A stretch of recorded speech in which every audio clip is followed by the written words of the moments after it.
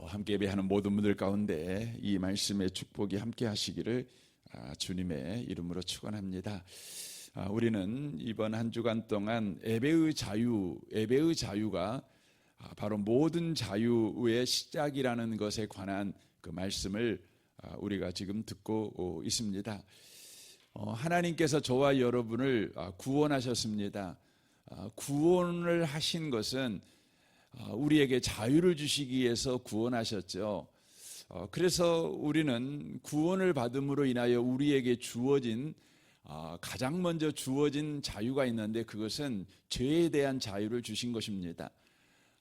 그 죄에 대한 자유는 그 안에가 여러 가지가 들어가 있는데, 그 중에서 바로 죄책에 대한 것입니다. 정죄에 관한 것도 포함되어 있습니다.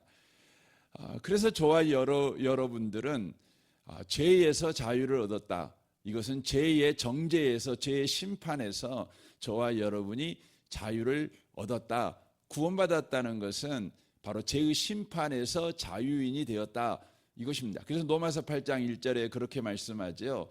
그리스도 안에 있는 사람에게는 정죄함이 없다는 것입니다. 거기서 말하는 정죄라고 하는 것은 죄를 심판하는 것을 바로 이야기하고 있습니다. 왜냐하면 저와 여러분에게 이제 적용되는 법이 다르기 때문에 그렇습니다. 이제부터 저와 여러분에게 적용되는 법은 죄와 사망의 법이 아닙니다. 바로 생명의, 성령의 법이라고 하는 것이죠. 더 나아가 저와 여러분은 어디에서 자유하게 됩니까? 바로 사망에서 자유하게 됩니다. 저와 여러분은 이제 사망에서 생명으로 옮겨진 자입니다. 그러므로 저와 여러분은 지금 죽어가고 있는 사람이 아니라 영생을 향하여 걸어가고 있는 사람이라는 것을 우리가 놓치시면 안 됩니다. 예수 믿는다고 하면서도 나이가 점점점 들어가고 몸이 점점점 쇠약해져 가고 이곳저곳에서 짜그러지는 그런 소리가 들릴 때에 내가 죽어가는구나, 이런 생각을 하시는 그리스도인들도 많지요. 그래서 시시각각 죽음이 다가온다는 공포 속에 살아가는 경향이 있습니다. 하지만 여러분과 제가 구원을 받았다는 것은 우리가 지금 죽음을 향하여 가고 있는 사람들이 아닙니다. 우리는 영생을 향하여서 걸어 들어가고 있는 자라는 것을 기억하셔야 합니다. 왜냐하면 우리는 사망에서 생명으로 옮겨진 자이기 때문에 그렇습니다.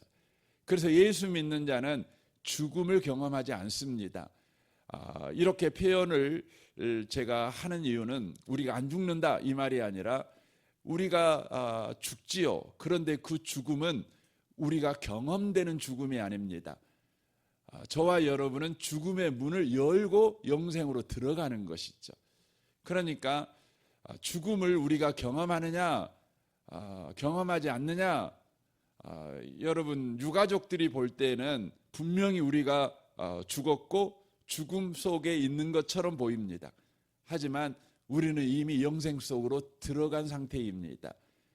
그러므로 예수 믿는 사람들은 바로 사망에서 바로 자유하게 된 것입니다. 자유하게 된 것입니다. 더 나아가 뭐에 자유하게 됩니까? 율법에서 자유하게 됩니다. 이 부분에 대한 이야기는 이제 계속해서 나누겠지만, 율법에 대해서 자유한다는 말은 뭐냐면 이제 하나님의 말씀을 안 지켜도 되냐, 그런 의미가 아니라 이제 율법을 지켜도 되는 자가 됐다는 것을 의미하는 것입니다. 그러니까 예전에는 우리가 율법이라고 하는 것은 바로 지켜야만 우리가 구원을 받는 조건이었지요. 그러나 예수를 믿고 난 다음에는 율법은 지켜도 되는 명예가 되는 것입니다. 이게 완전히 뒤바뀌는 것입니다. 그래서 율법에서 자유하게 되는 것이죠.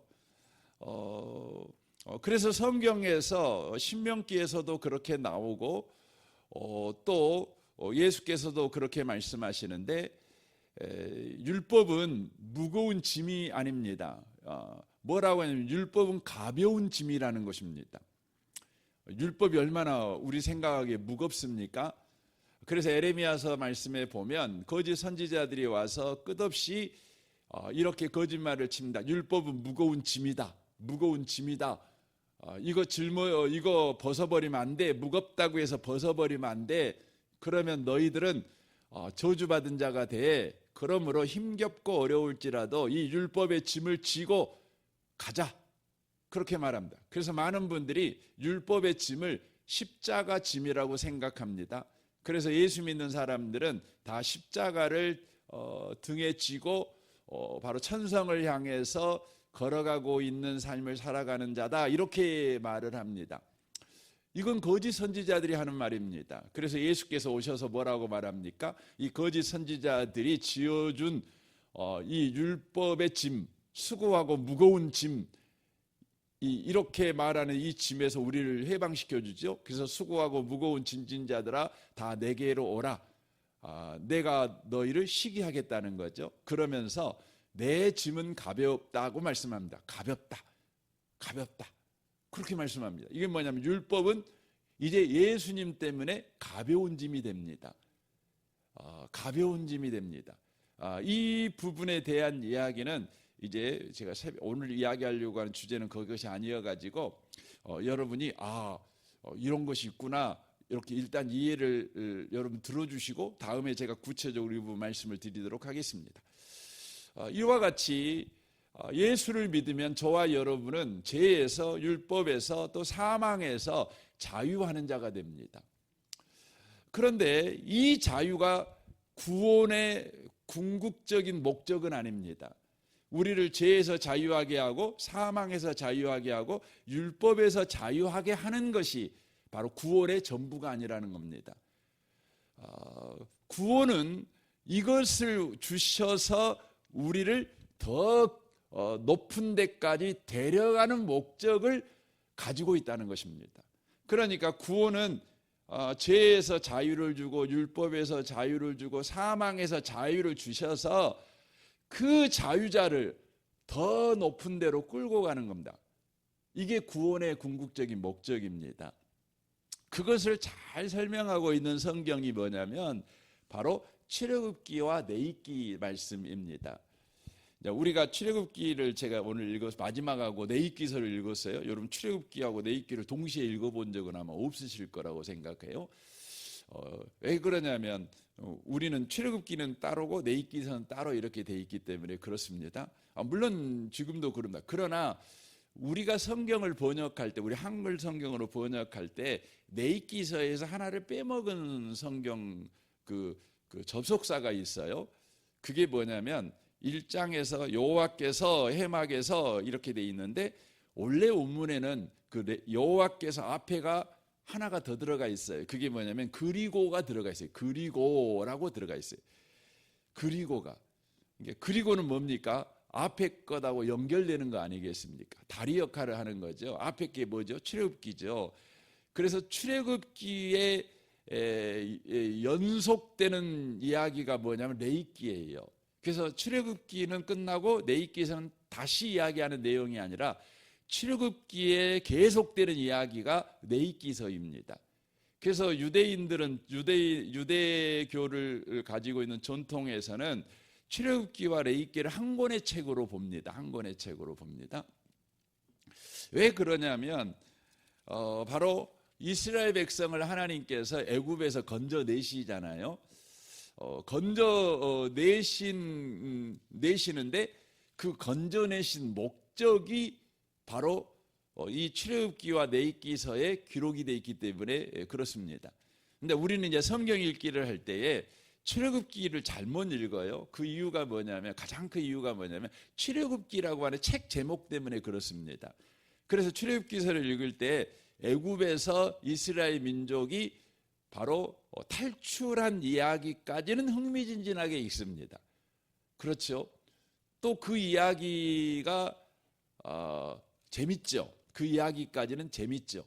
근데 그 다음부터는 이제 율법이 나와요. 율법이. 그 다음에 제사장에 대한 관례가 나오고, 그 다음에 성막을 이렇게 지어라, 이제 이야기가 나오고, 이제 이러는 거죠. 그래서 출애굽기가 앞에서는 재미있는데 뒤에 가면 골치 아파요.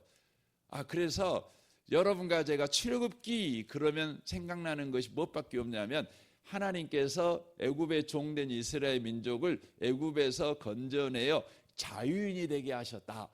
이것만 생각나는 것이죠. 그래서 구원이 뭐냐? 그러면 하나님이 우리에게 자유를 주신 거, 이제 이렇게만 이제 생각을 하는 경향이 있다고 하는 것이죠. 그런데 출애굽기에서 중요한 건 애굽에서 건져낸 것도 중요하지만 더 중요한 거 있어요. 왜 건져냈냐 이거예요. 왜 건져냈냐 이거죠. 그 목적이 기록된 게 뭐냐면 출애굽기 바로 19장, 18장부터 40장 그리고 레위기서까지의 내용이라고 하는 것이에요. 이게 중요한 내용이에요. 그 내용을 제가 10분 동안 다 이야기할 수 없지만 개관만 좀 잠깐 말씀을 드릴게요. 이렇게 되는 거죠. 제가 이렇게 오늘날로 제가 적용해서 말씀드리면 이렇게 말씀을 드릴 수 있어요. 출애굽기 1장부터 17장까지는 무슨 이야기냐면 하나님께서 바로 저와 여러분과 연애를 하는 거예요. 연애를 하는 거예요. 그래갖고 하나님께서 저와 여러분을 신부를 삼은 거예요. 신부 삼은 거예요. 이 이야기예요. 그러니까 딴 남자 오고 세상에 제약된 세상과 신랑으로 살았던 자를 하나님께서 바로 건져내어서 자신의 신부로 삼은 거예요. 이 이야기입니다. 이게 17장까지의 이야기입니다. 그리고 18장부터 이제 뭐가 나오냐면 이제 결혼식이 이루어지는 겁니다. 그래서 18장부터 19장에 걸쳐서 나온 이야기가 뭐냐면 바로 그 이야기가 바로 결혼 서약서입니다. 그래서 율법은 뭐냐? 그러면 율법은 뭐 여러 가지로 이야기할 수 있어요. 근데 율법은 한마디로 말하면 결혼 서약서예요. 결혼식 하는 거예요. 결혼 서약을 하는 것입니다. 결혼 서약하는 것입니다. 그래서 여러분 율법을 이야기를 읽어보시면 바로 신랑이 신부에게 요구하는 거예요. 그리고 그 앞에가 뭐냐면 내가 너를 이렇게 사랑해. 너는 나의 신부야. 그러니까 신부된 너는 이렇게 살아야 돼 라고 요구하는 것이에요. 그 첫 번째가 뭐예요? 나의 앞에 다른 신을 두지 말라 이렇게 말하잖아요. 이 말이 뭐예요? 너 딴 남자 사귀면 안 돼. 이제부터는 네 앞에는 나밖에 없어야 돼. 이 요구입니다. 딴 남자 쳐다보면 안 돼. 예. 너와 나 사이에 딴 남자가 끼면 안 돼. 예. 아무리 요즘은 뭐 여자분들이 TV 보다가 연예인 나오면 뭐 쉽게 말을 해요. 저 남자 멋있다고 뭐 이야기하고 그 남편이 뭐 그래고 하면 막 그 여자분들 성질 내잖아요. 저렇게 멋있는 남자를 그렇게 뭐라 한다고 그러면서 남자를 타박하죠. 여러분 그게 우상숭배예요. 우상숭배. 그러지 마세요. 여러분 남자밖에 없는 거예요. 그러니까 저는 결혼식 때 그런 이야기 꼭 해요. 이제부터 당신 아버지하고 남자 외에는 다 마귀다. 여자는 남자는 다 마귀다. 네, 그렇게 말을 합니다. 복창도 시킵니다. 예, 그렇습니다. 이게 결혼식입니다. 그 결혼식을 하고 나서 뭐 합니까? 이제 신방에 가는 거죠. 신혼집에 사는 거 아닙니까? 그 신혼집이 뭐예요? 성막입니다. 성막. 그래서 여러분 이제 결혼을 하고 성막에 이제 여러분과 제가 연애를 하는 목적은 뭐죠? 결혼하려고. 그러지 않아요? 결혼하려고. 그러니까 애굽에서 이스라엘을 건져낸 목적이 뭐냐? 그들을 바로 애굽의 신부된 그를 끄집어내 갖고 자유인, 이제 자유 여자를 만들어 놓은 게 목적일까요? 아니죠. 그러면 어떻게 되죠? 딴 남자 또 만나러 가지 않겠어요. 그러니까 그러지 않도록 나의 신부로 삼는 거예요. 이게 목적이에요. 자유인으로 삼은 목적은 뭐냐면 주님의 신부로 삼기 위해서. 그래서 이제 주님과 함께 신혼을 즐기기 위해서 신혼의 삶, 결혼의 삶을 살아가기 위해서 뭘 만들어요? 성막, 집을 만드는 거예요. 집. 그래서 신랑과 신부가 사는 집, 우리와 하나님이 사는 집이 뭐냐면 성막이에요. 성막. 그래서 출애굽기서에서 성막 이야기로 딱 끝나는 거죠. 그리고는 레위기서에서 뭐가 나오죠? 이제 성막에 이제 들어가서 신랑 대신 바로 하나님하고 살기 위해서는 너는 이제 이렇게 살아야 돼라고 가르쳐요. 그게 뭐냐면 제사와 부정한 자, 부정이 뭔지 너 거룩하게 살아야 돼. 이걸 이야기하셔요. 요한계시록의 표현으로 빌리면 흰 옷 입은 삶을 살아가셔야 돼. 신부는 흰 옷 입어야 되잖아요. 흰 옷 입은 삶을 살아가는 것이죠. 만약에 신부가 흰 옷 입은 삶을 살아가지 아니하면, 그러니까 뭐예요? 신랑만 사랑하지 않고 이제 세상을 사랑해요. 그러면 어떻게 돼요? 여러분 결혼을 깬 거죠. 계약을 깬 거죠. 그러면 여러분 어떻게 됩니까? 여러분 그건 이혼이에요. 이혼 아닙니까? 그래서 성경에서는 너 이혼하지 말아라 이렇게 돼 있지만 딱 한 가지 이혼해도 돼요. 부정한 짓을 하면 이혼해도 돼요. 그렇게 돼 있어요. 그러니까 부정한 짓 하면 안 된다는 거죠. 그래서 이 부정한 짓이 뭐냐? 그래서 부정한 것이 뭐냐를 쫙 기록하고 있는 게 레위기서예요. 그래서 여러분 이제 출애굽기와 레위기서를 정리해서 말씀을 드리면, 하나님께서 이스라엘 백성을 애굽에서 건져내어 자유인이 되게 하신 이유, 바로 그 이유는 하나님하고 영원히 함께 살라고. 하나님과 함께 손잡고 사는 인생, 하나님 안에 거하는 인생을 살게 하시기 위해서 바로 그렇게 하신 거예요. 그렇게 하신 것이죠. 그런데 인간은요, 하나님이 자유케 하셨지만 인간은 부정한 짓을 하잖아요. 인간은 계속해서 부정한 짓을 해요. 그러니까 인간은 하나님 앞에 나갈 수 없어요. 그래서 하나님이 어떻게 해요? 예수를 이 땅에 보내신 거예요. 그래서 계시록에 나오잖아요. 흰옷은 어떤 것이 흰옷이에요? 예수의 보혈 피로 빨아야 흰옷이 돼요. 우리의 착한 행실이 흰옷이 아니라 예수의 보혈 피로 빤 옷이 흰옷이에요. 그래서 예수를 힘입으면 우리는 거룩한 흰옷을 입은 자가 되어 하나님 앞에 나아갈 수 있죠. 신부로 나아갈 수 있죠. 이렇게 되는 것이죠. 이것을 가르쳐 주고 있는 것이 바로 출애굽기 레위기서 말씀이에요. 그래서 제가 이 짧은 시간에 제가 출애굽기 레위기서를 정리를 해드렸어요. 그러니까 여러분이 출애굽기 레위기서를 읽을 때에는 이 큰 테마 속에서 여러분 읽어가시면 이렇구나, 이걸 여러분 이해하게 돼요. 그것에 대한 신약의 해석이 뭐냐, 신약의 이야기가 뭐냐, 이게 바로 마태복음이에요. 마태복음. 그러니까 마태복음은 구약의 출애굽기 레위기서를 잘 알고 있는 바로 유대인들에게 보낸 복음의 성경이 뭐냐면 마태복음이에요. 마태복음.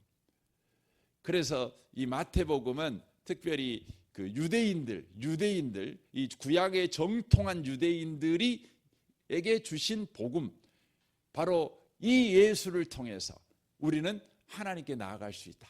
하나님과 친밀한 교제를 할 수 있다. 이걸 가르쳐 주는 거예요. 그래서 이 마태복음에 여러 기적이 나오죠.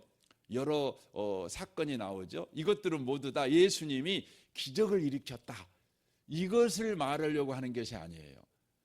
그래서 우리가 성경 읽기를 잘못하면 성경에 보면 막 기적이 일어나죠. 예수 이름 믿음, 예수 이름 기적이 일어나고 막 이래요.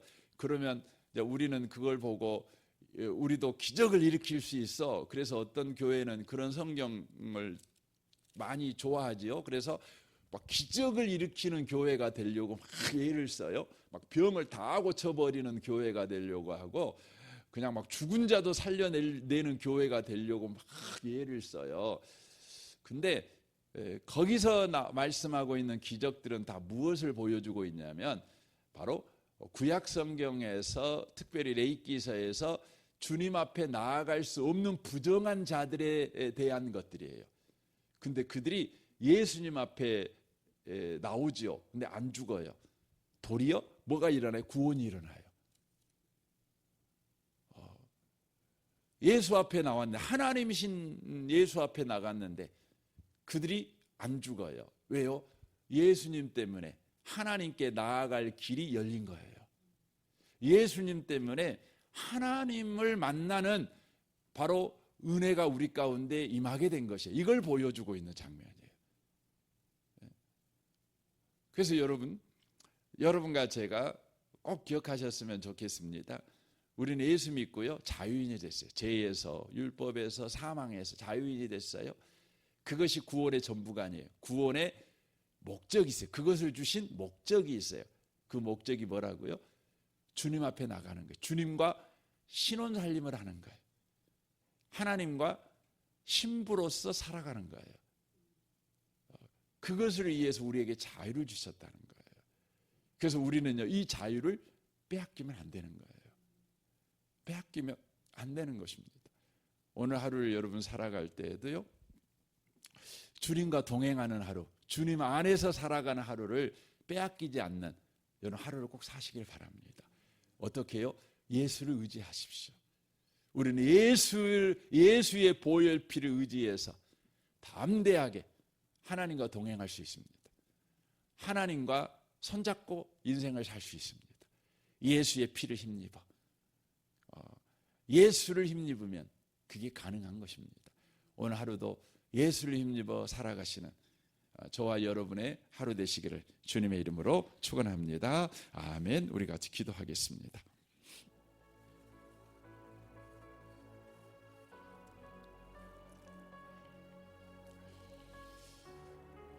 오늘 말씀을 우리 생각하며, 주님, 우리 인생이 예수로 인하여 구원받았습니다. 이 크신 구원을 주님, 우리가 날마다 누리는 자 되게 하여 주옵소서.